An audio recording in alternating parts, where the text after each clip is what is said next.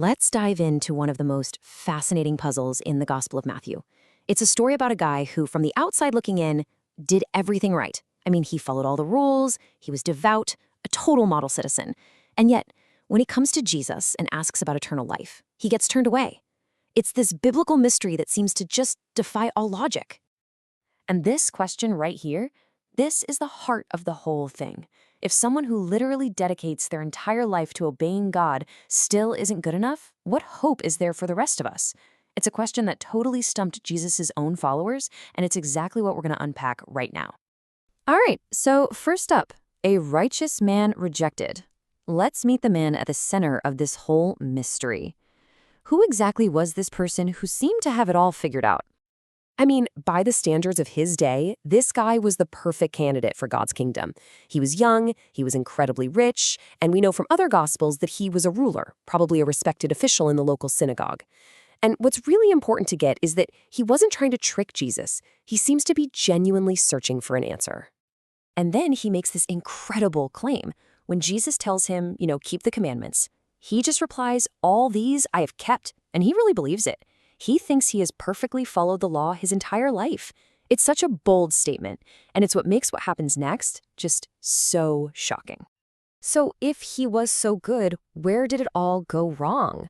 Well, the first clue is actually hidden right in plain sight. It's in the very first thing he says, in the flaw within his question. You gotta listen really close to how he frames this. What good deed must I do? That one little word, do, it reveals his entire mindset. He sees eternal life as a task he has to complete, a box he has to check, an achievement he needs to unlock. And this gets to the fundamental mistake.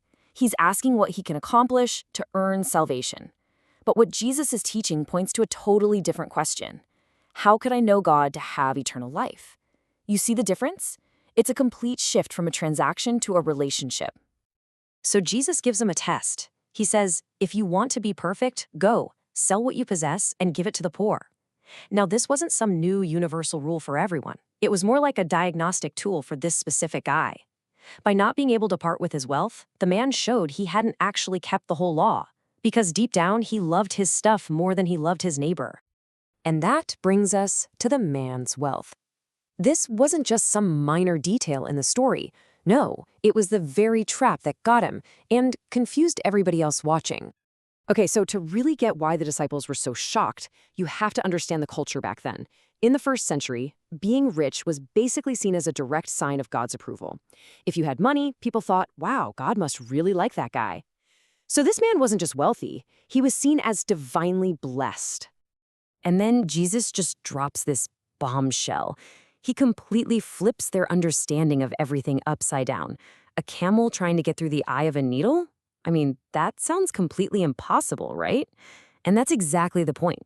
For the disciples, hearing that a blessed rich man would struggle to get into the kingdom, that sounded just as impossible.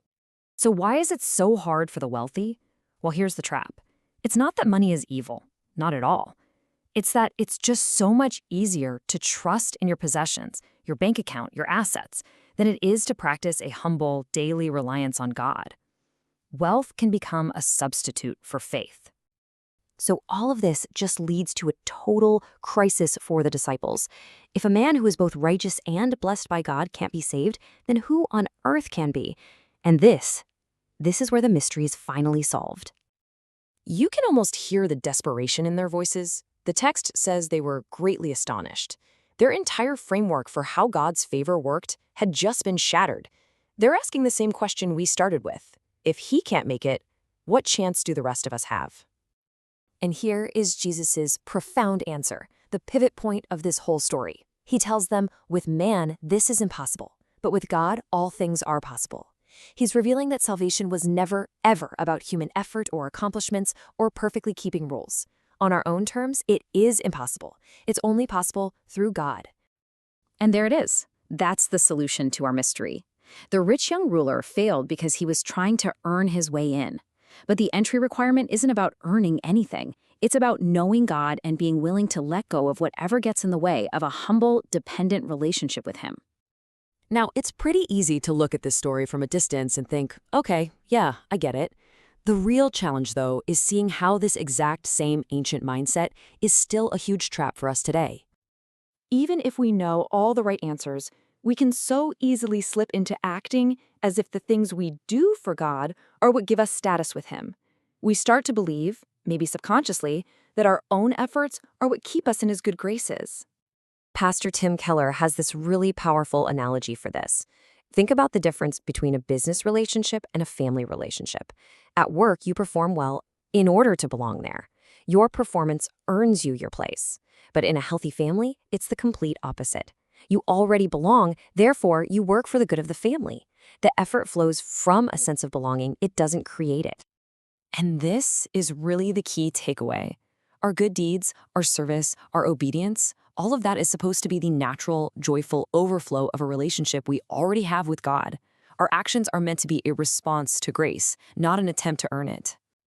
So that leaves us with a final question to ask ourselves. In your own life, which model are you following? Are your efforts an attempt to earn favor, like as a transaction? Or do they flow from the security of already being in a relationship?